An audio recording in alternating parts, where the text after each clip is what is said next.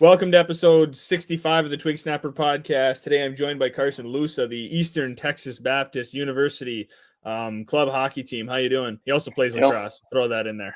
Doing well, thank you. Appreciate you having me on. Just trying to get through the last couple weeks of school and get ready to get back in the summer grind.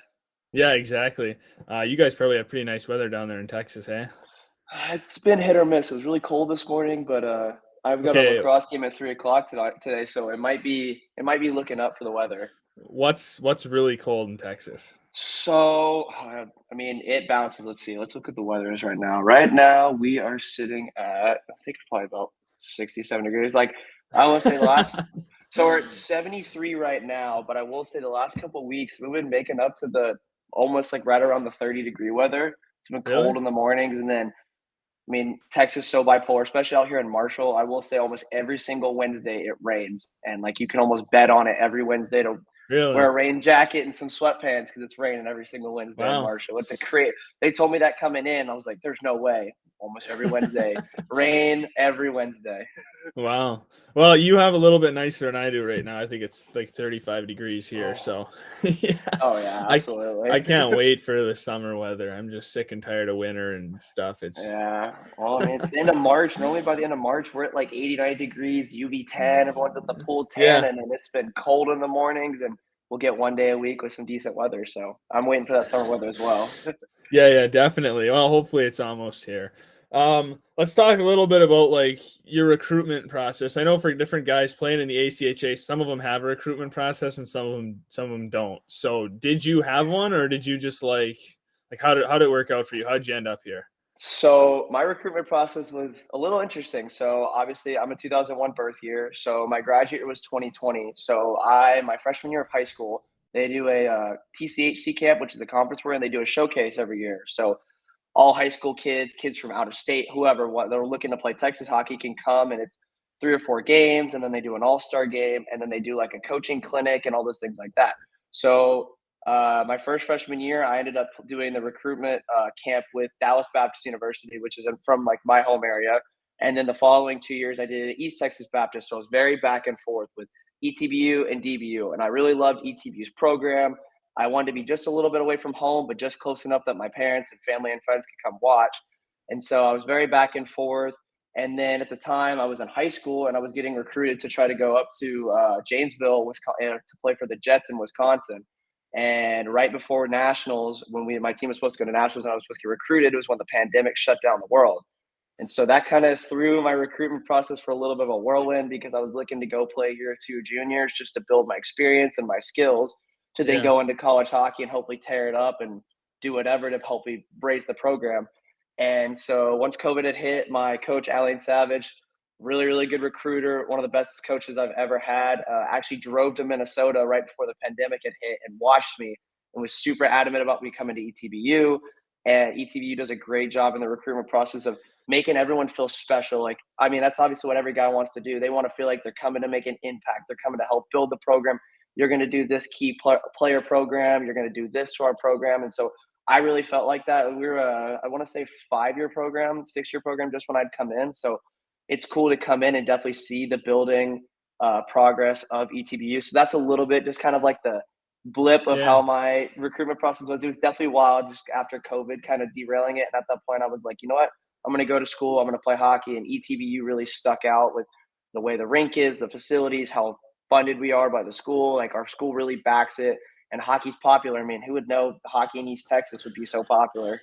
Right. Yeah. No, I wouldn't guess most of these places. I mean, a lot of the club hockey teams down south are hugely popular in their schools. Absolutely. Like some of them are major universities like Oklahoma State or different places that, get packed barns. Obviously, like North Carolina, you saw the outdoor game that had more fans than the Fenway, outdoor Fenway or whatever that was. The winter. I think it was the Winter Classic of the Stadium Series this year. Yeah, they had more fans. They had 25,000 fans. I mean, who would guess that club hockey is so popular down south?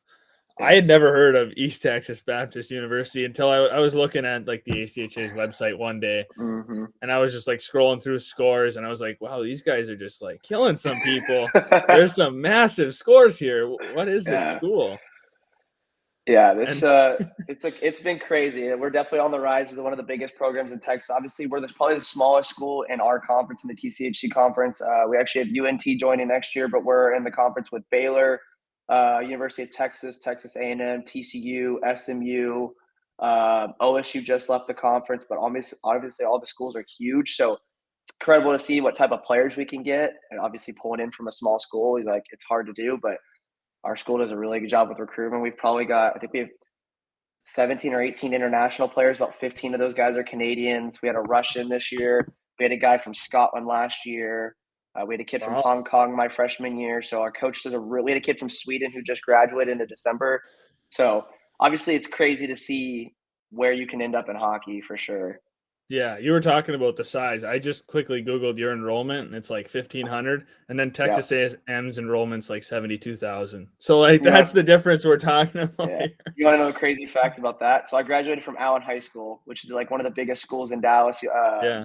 And so my graduating class is actually bigger. My 2020 graduating class was actually bigger than the enrollment class, like of all kids on campus here at ETBU. I graduated with Wow. almost 1,700 kids, and there's like 1,500 something on campus.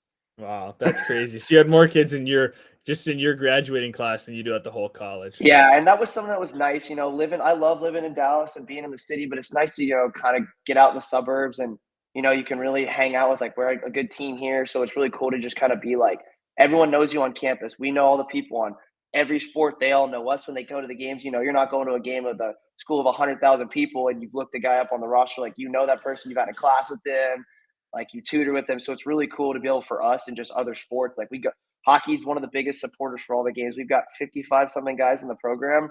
So, when we're in the softball games and the baseball games, we pack the stands. So it's obviously cool. And then they'll come to our games. We bring 2, 3, 400 people to a game. So it's obviously really cool for that. Yeah, definitely. So you mentioned that you guys are like a growing program. You guys had a pretty good year this year. You started off really strong, which is one of the things I want to talk about.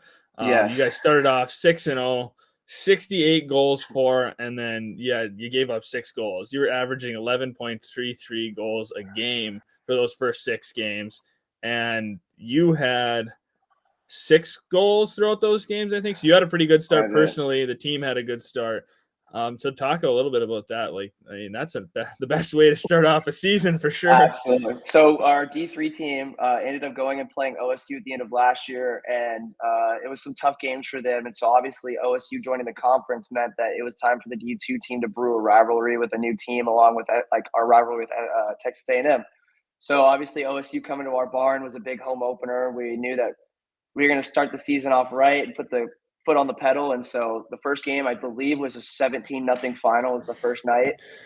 And then I think the second night was like a 15-1 final. And so obviously it was good. I think all of our rookies, except for one guy, had scored their first goal in the first weekend. So it's kind of nice to get the monkey off the back and, get going on the season. No one's got the first game jitters and things like that. And then obviously we took it to TCU the next weekend. And I will say it's hard. We play in Shreveport. So a lot of teams that don't have good funding don't bring a ton of guys out. So, if you don't bring a ton of guys out, we're going to make you guys pay for it. And obviously give it to you guys for the weekend to put some goals up. And then Drury came down this year. They were a new team. They're going to join they're D2 and D3 combined, I think, this year. And so they came down. And so that was another hot weekend. So it was nice getting a lot of guys getting started off the year. My roommate, I think, opening night had 8 points, I want to say. I think he had like 4 goals and 4 assists, something like that. He had a crazy weekend. And then I obviously had a pretty decent start to the year. I had 6 goals in the first couple of games. And I think it was averaging, I think I had two goals per game average and like a 4 points per game average for the first 5 or 6 games. So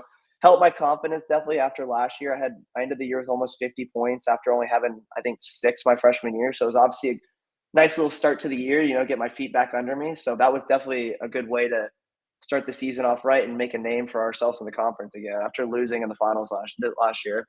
Yeah, definitely.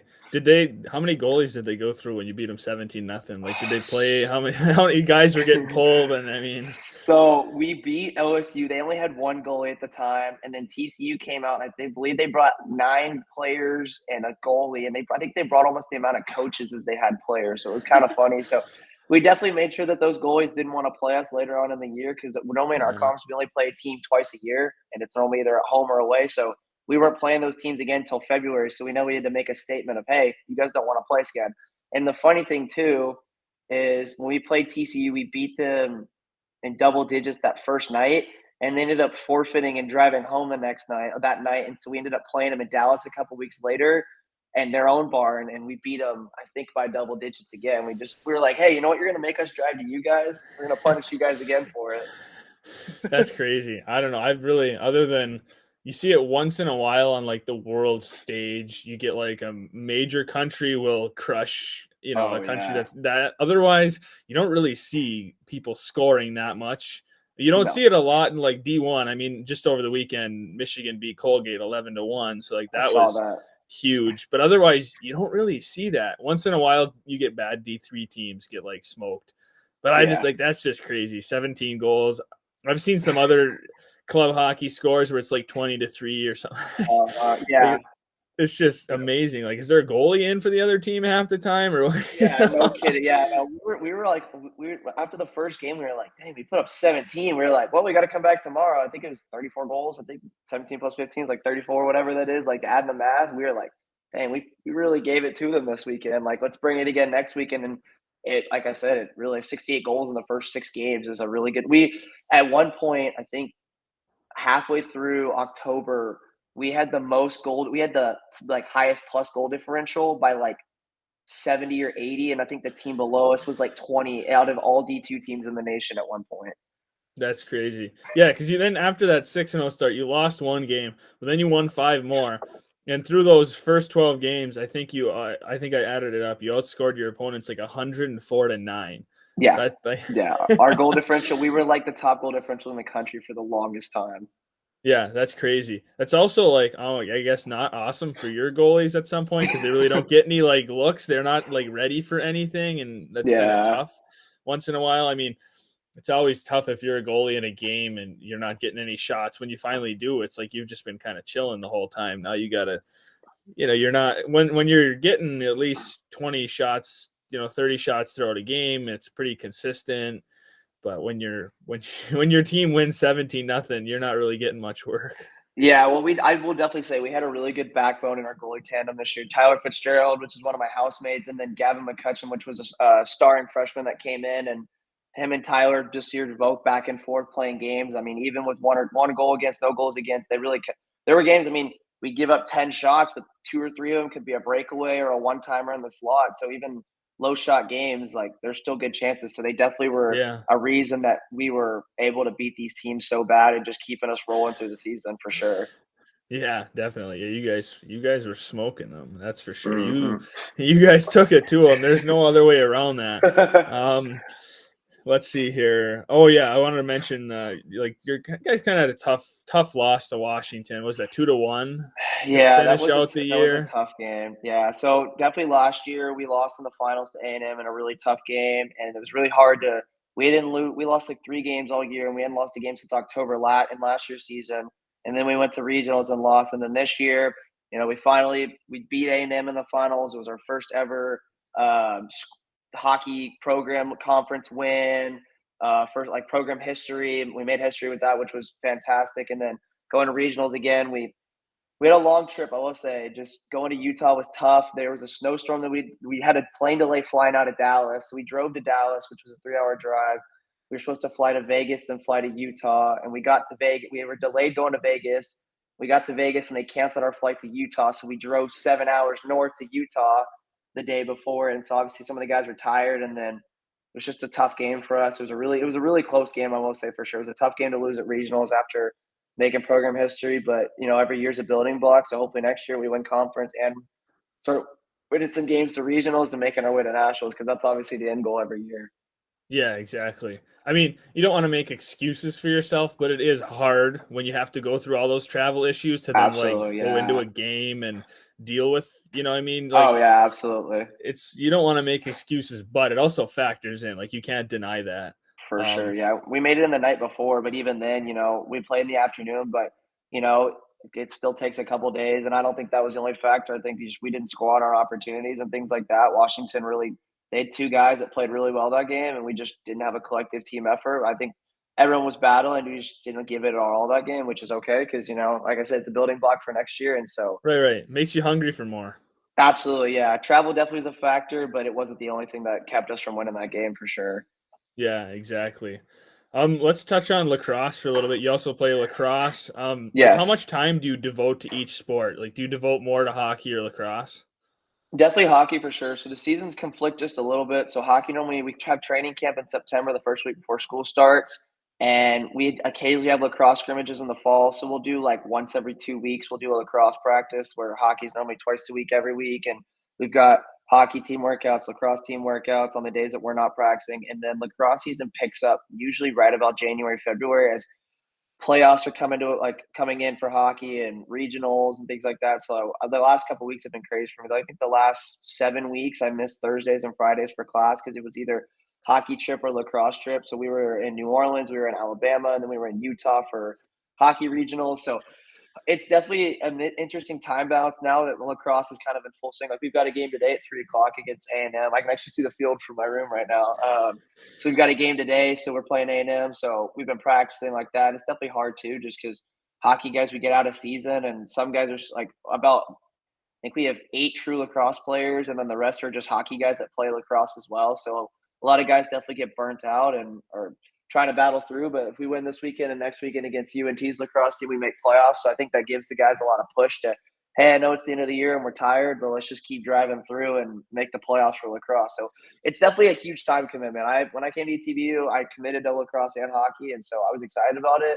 And it was definitely a lot more on my plate than I expected, but I feel like I've kind of managed, and it's definitely going to help me in the future with time management, with having a job and a family and all those things like that. So it's definitely a good life lesson to learn.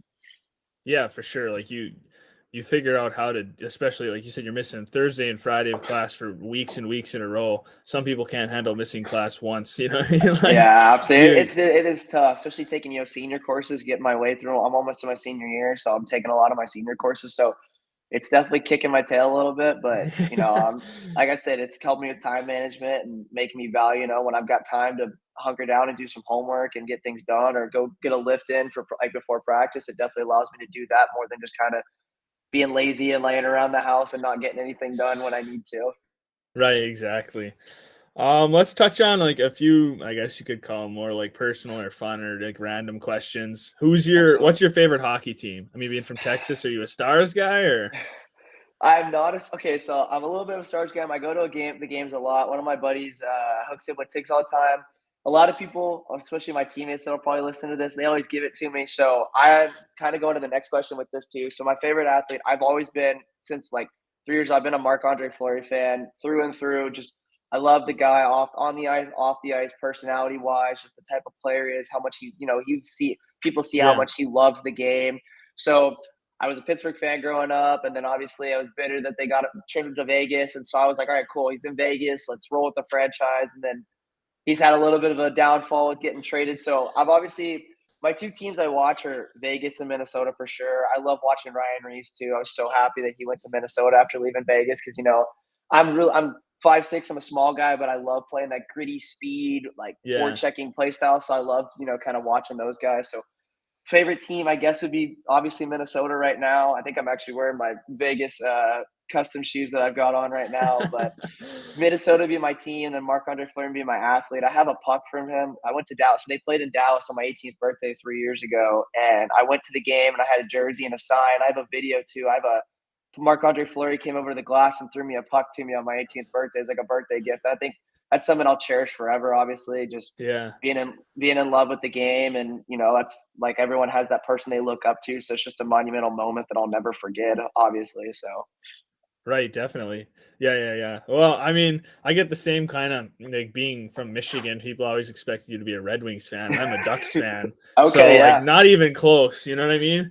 yeah, Actually, I yeah, don't think I root absolutely. for a single Michigan sports team. Not a single one. And people are like, "What do you mean? You're from Michigan, you have to." Nah, you don't have to. You root for like I'm a Ducks fan because I love Timu Solani. He's my Yeah, favorite player of all time. That's oh why I'm a yeah, Ducks fan.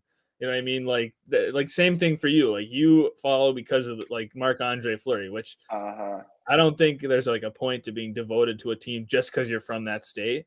Yeah, Like, yeah, absolutely. cool, or whatever. You're from Detroit, you're a Detroit fan. But Oh yeah, yeah, like I love going to the Stars games, but I mean, we were this weekend. We went Thursday night to the Stars Pens game, and then Friday we went to the Mavs and Hornets game, and then we were just at the game last night. It was Stars and Vancouver, and so my friend's dad always gives me a hard time who gets us the tickets. He's always like, "All right, who are you cheering for tonight?" And I'm like, "I don't know, man. Like, I mean, you probably see I got the new like limited Yeah. edition Dallas hat. So people are like, "Oh, you're a Dallas Stars fan?" I'm like, "Well, it just depends on who's playing that night, you know. If my team's in town, sorry, you guys got to go. I'm cheering for this team." Right, right. If it's somebody else, maybe I'll root for Dallas. But if it's If it's the Pens or the Wild or Vegas, Oh yeah, yeah. I was gonna say like we were watching the game last night, and I was like, Minnesota had won. I was like, sweet, we take first in the Central, and then Dallas lost. I was like, even better. I was like, we're holding on to first in the Central. So as long as the yeah, team's not trying to take over the first in the Central from Minnesota, I'll cheer for them. I'll cheer for the Stars when they're playing. yeah. And I like that you said you like Reeves. You know, a lot of people don't, and I don't know. I Yeah, like him too. Like it's more fun when he's out on the ice, and I don't know. Like I get why people don't like him or they don't like Tom Wilson and different things, but yeah, I don't know. I feel like it kind of adds something to the game for sure. absolutely. It's character hockey for sure. He's definitely just, the game's losing its enforcers, and they're going to guys that are like me, that are short and fast and have speed, or guys that are big and have skills. So it's definitely going to that, but I think it's that living legacy of the old school hockey, and obviously nowadays it's not as enforcer as the old guys that you had, and so. But I still just love Reeves. I mean, he's on a scoring tear right now. I think he's got 4 or 5 goals in the last 10 games, and I'm amped. He scored last night, and I was so amped. I'm like, best enforcer in the league, scoring goals still. Yeah, right. Yeah, it is kind of sad. I mean, that hockey's kind of going away from the like in the NHL. I suppose if you go down to like some of like the SPHL or the FPHL, Oh obviously there's yeah, like brawls and stuff, and it's still like absolutely. that. But like at the NHL, like every team's kind of got just one enforcer, and that's kind of where it's at. Yeah, There's Nick not a lot of Deslauriers. teams that. Yeah, Yeah, go ahead. Nick Deslauriers carried that role last year for Minnesota. So I was sad when he got Yep. traded to Philly, and so I think him and Riva went at it at the beginning of the year, and I was like, this is like the best thing ever. You got two. I mean, obviously Tom Wilson, but I think Nick Deslauriers and Riva are two of the last huge known big guy enforcers in the league besides Tom Wilson and Yeah. maybe a couple. So I was watching that game live, and I was amped when they dropped the gloves. I was like, all right, here we go. I was like, we're bringing this hockey back.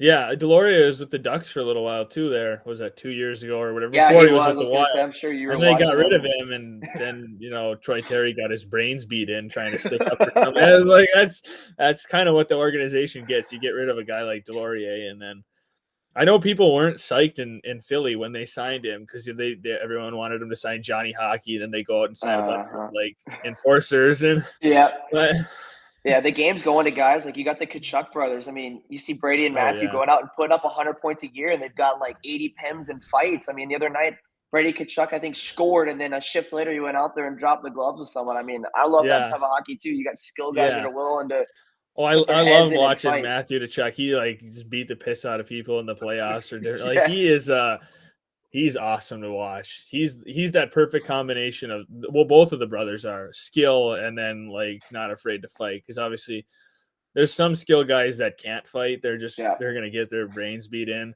and there's Uh, others that don't want to fight. So it's nice yeah. to Well, it's see like those. Jamie Benn every year. Like last year, he's kind of dropped off from a skill guy and he was more of an enforcer. And then this year, you've got like the two-way Jamie Benn. Yeah, You got him as a big rig coming down the ice, protecting the puck and scoring goals, and then he's going out there and fighting because the Stars are one of the teams in the league right now that don't have a huge enforcer. And some of my friends, a lot of my teammates are like, "We got to get an enforcer because they're huge Stars fan." And I'm like, "You guys got Jamie Benn." I was like, "You guys bring in one more." I think that's one core piece they should have brought in at the deadline, but you got guys like Jamie Benn too, with like the Kachuk brothers and Malkin and some of those guys like that are just humongous and they're willing to score goals and drive. I mean, I think Ben's got 80 points and he's like 3 goals behind Austin Matthews this year, which is crazy. With Matthews right. being Because one of he's the getting most older elite goal too. scorers.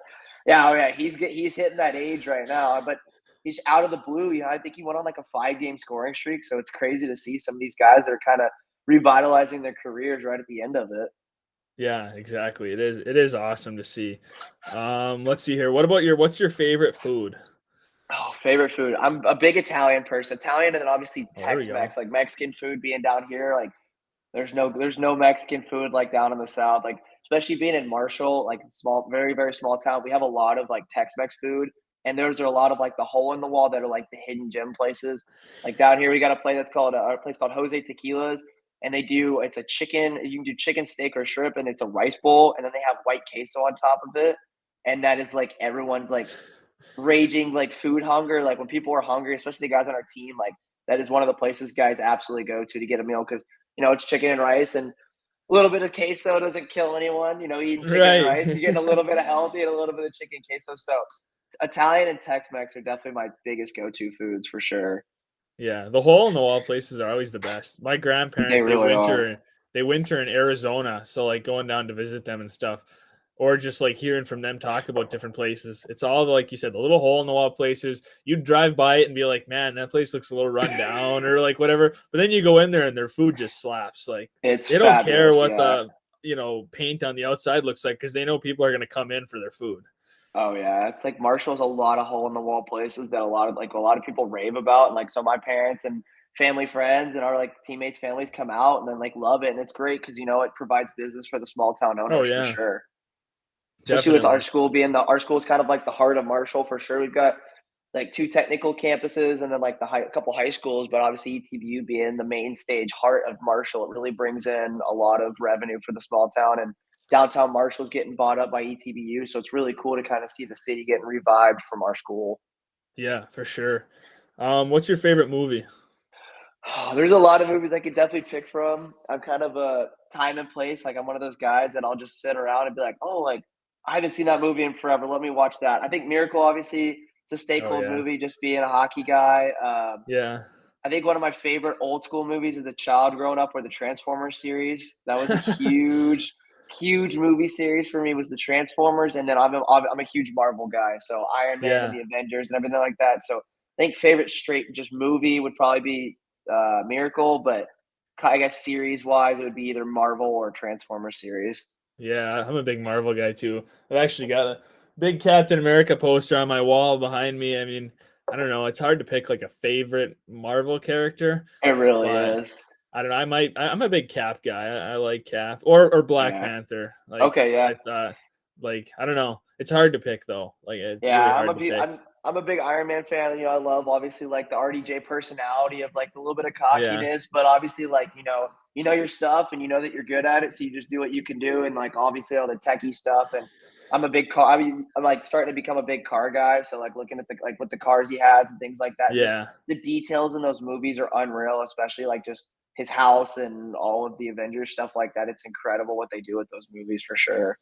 Yeah, I like some of the Marvels. Like all of them have like little bits of humor in them, but I like Ant-Man or Guardians of the Galaxy where there's a little extra humor in it. I There mean, is extra they're pretty humor. funny. Some of them. I mean, they're definitely good if you want like a Marvel movie, but also kind of like comedy. You want to sit back and laugh a little bit. Yeah, absolutely. We've got a lot of guys on our team that every year there's one of the dorms or one of the apartments on campus. It's a group of 4 guys, and a lot of guys join every single semester. They do a Marvel movie marathon, and like they pick like for like 6 weeks straight weeks. Every night they'll go through the whole timeline of the Marvel movies, and they'll crank out, and then they'll jump on the series and everything. I think they just finished up the last couple of weeks, but they do it every semester. So it's really cool to see like share that passion with a lot of guys on the team. Yeah, Like there's some teams you get on and you just blend really well with the guys and you have a lot in common. And that's definitely our program for sure. There's no one left behind in this program.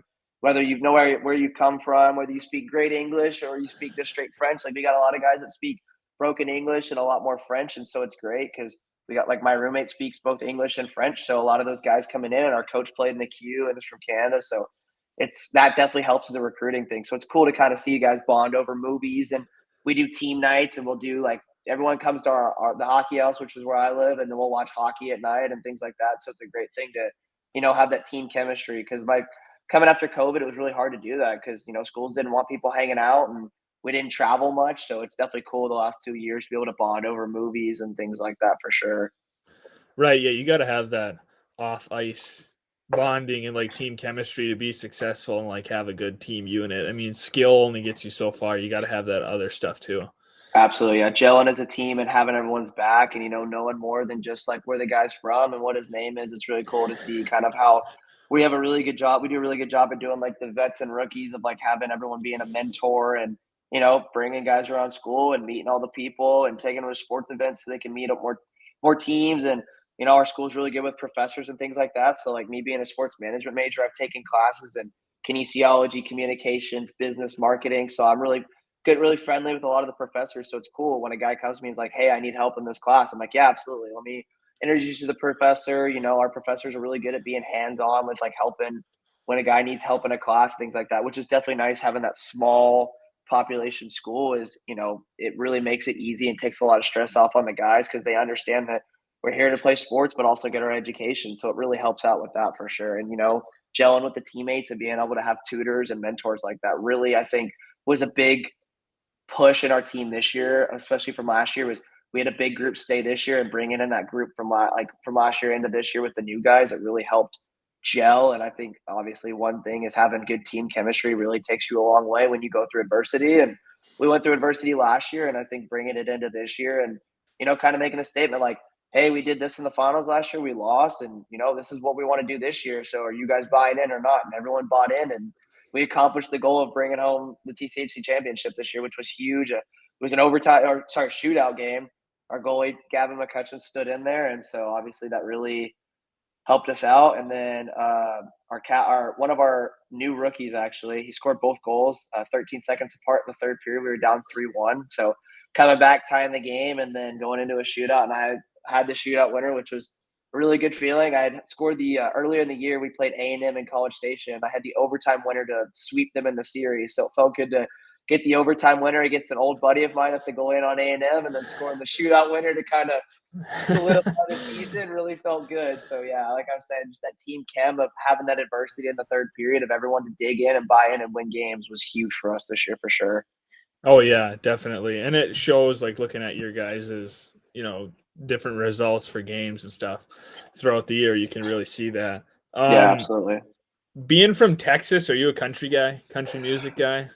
I'm one of the few guys, and I'm the kind of person that I can listen to everything. I'm the guy that's one song's country, the next one's an EDM pump up song, and then you go some rap, some hip hop, just some slow music. So I am a big country guy. I go to a lot of the concerts. I go to Parker McCollum every summer in Dallas. And so then like obviously Co Wetzel and Luke Combs was here last night. I need to go to that one. So I'm a big country guy. I definitely wear the boots and jeans. We've got some guys that are some of the guys on the baseball team and stuff like that are really serious, like country guys. And then you got some people that are straight city that are coming to the country. But yeah, I definitely can rock some boots and jeans every once in a while.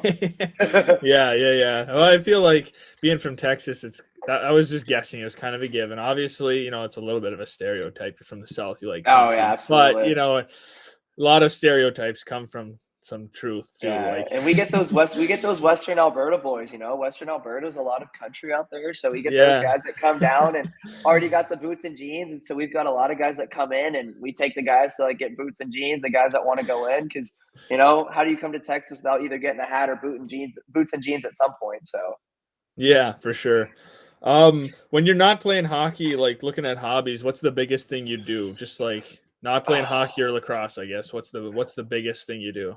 So adding on to playing hockey and lacrosse, I also play roller hockey inline. So I played for like 6 or 7 years. I played for Team Texas. I go to State Wars, which is a big tournament every year. And then I'm trying to get into like Narch and some of those tournaments. So roller hockey in the summer, besides being on the ice for hockey, is really a big thing. But outside of, I guess, just athletic based, like I'm a huge video games person, especially guys on campus. So we've got an ESHL team, obviously ETBU Tigers. So a lot of the guys on the team all hop on and rip up and then playing like Call of Duty and things like that. So that's a major hobby. And then our team's really good. Like I'm also I'm getting into being a big golf guy. So especially lately with the weather practice kind of dying down and the weather been beautiful. If we get out of class at 1 or 2 o'clock, we've got a workout at 5 o'clock. We're ripping the golf course, quick 9 holes, and then coming back to campus. So golf and video games is definitely two big things outside of, the major roller hockey, ice hockey, and lacrosse for sure. And so I'm always open to getting new hobbies and things like that, but those have kind of been the stakehold, just being out here and Marshall and kind of having a little bit to do, but not a lot. So that's definitely the main hobbies for sure.